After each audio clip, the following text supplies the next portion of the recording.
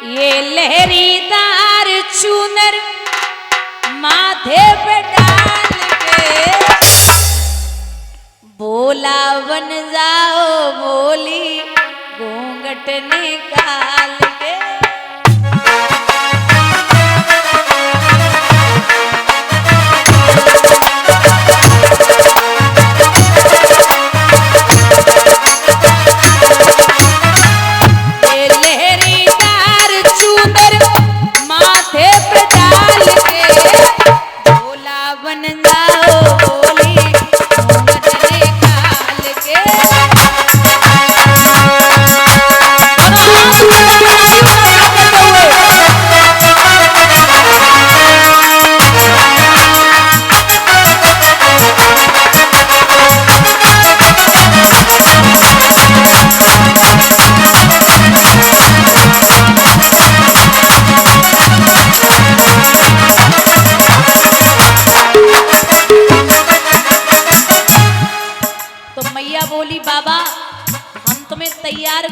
कर दे लेकिन एक दिक्कत है। बोले का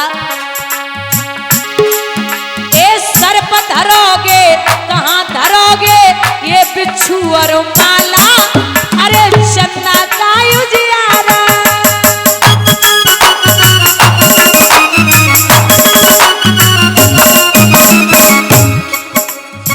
एक हाथ में डमरू सोहे एक बैजंती माला रे माला।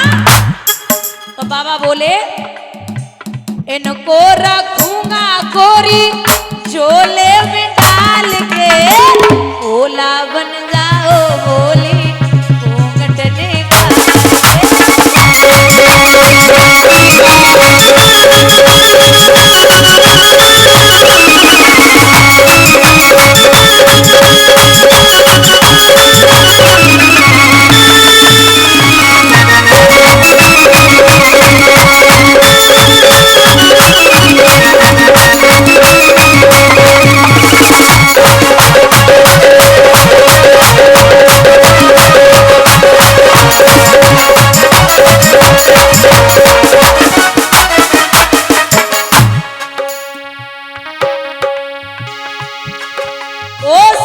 छुपेगा नहीं छुपेगा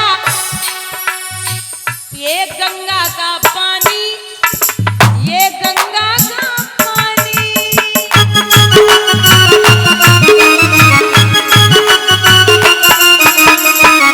महाराज मर्दानी आवाज बुलम जी कैसे करो जनानी जनानी, पकड़े जाओगे कहीं मर्दानी चाल पे भोला बन जाओ बोली घूंघट निकाल के।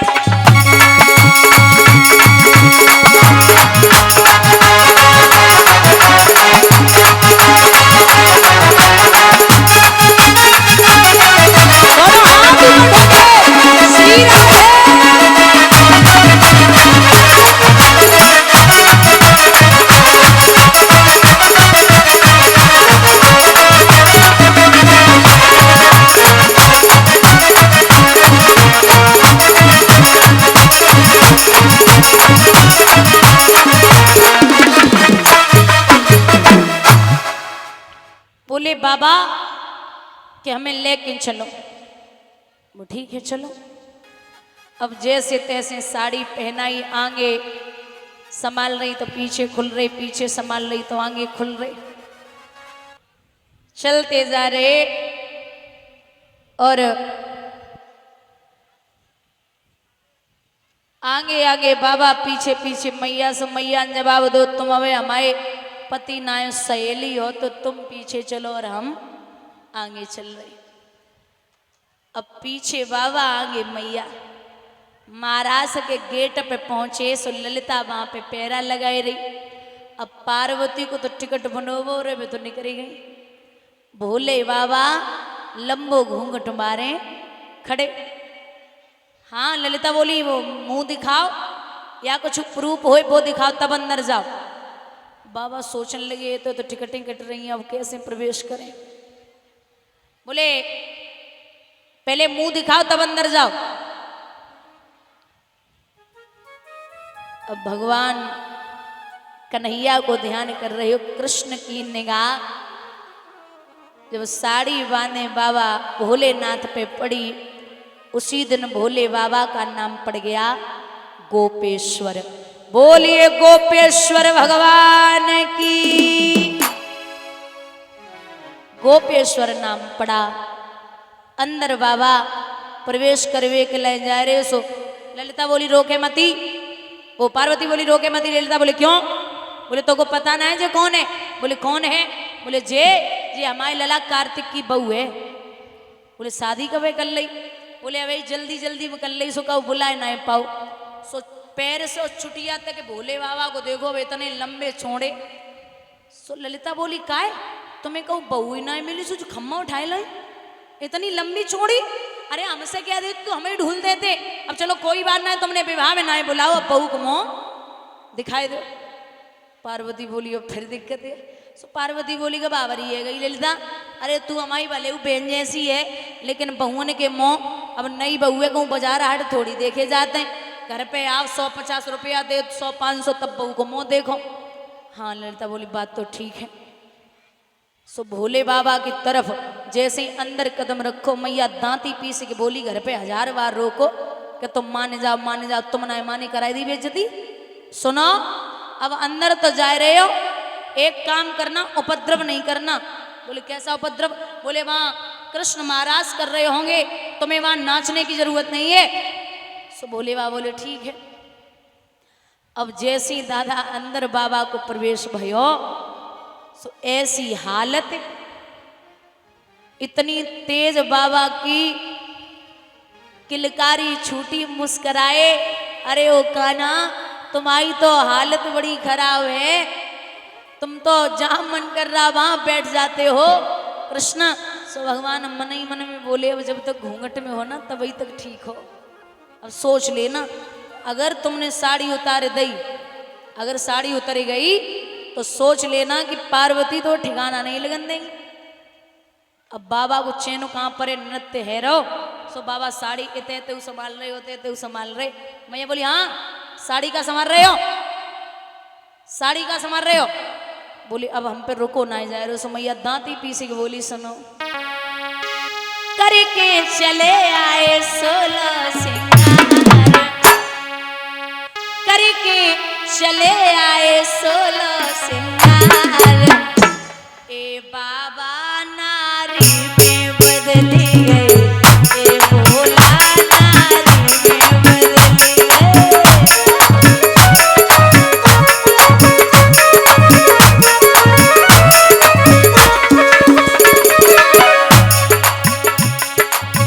आँखन में गजरा बालन में गजरा,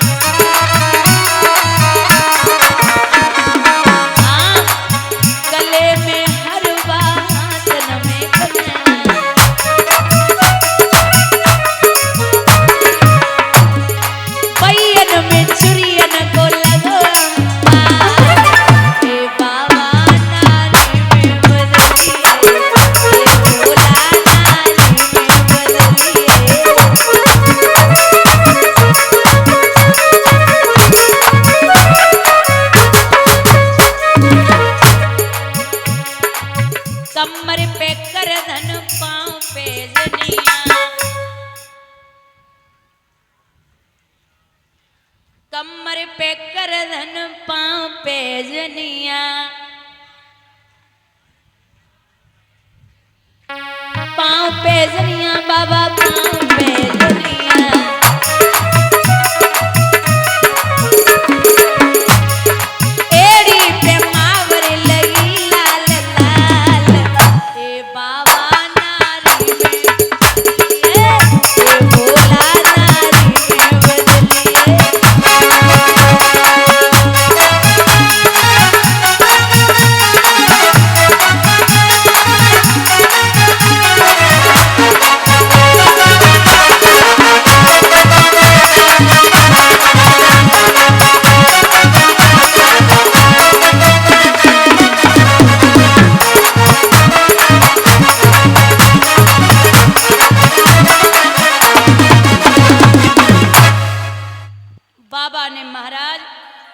साड़ी उतार के रखी और उतार के साड़ी बीच महाराज में कूदे। नृत्य बराबर चल रहा है। सखियों को हो गया घमंड कि भगवान मेरे बंधन में हैं। भगवान ने घमंड किसी का नहीं रखा। महाराज के बीच से गोविंद छुप गए। जब छुपे अंतर ध्यान हुए तो विद्वान कहते हैं कि अंती रहते भगवती सहसे व्रजाह नाम अतप्यम स्तमच छड़ाम करंडये यूथवम।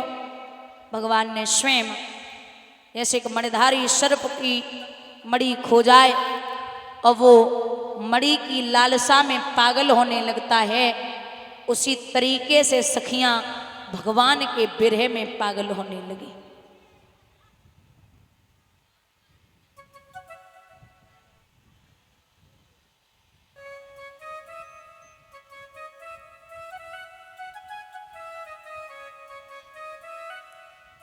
जब भगवान के बिरह में पागल हुई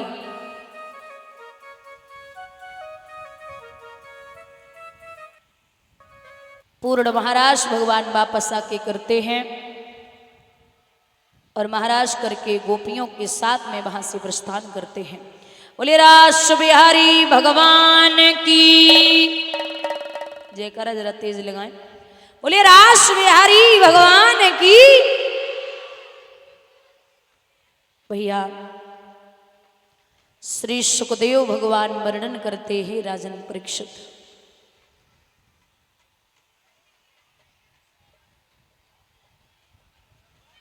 प्रसंग उठता है कि भगवान कन्हैया ने अपने मामा कंस का वध कैसे किया।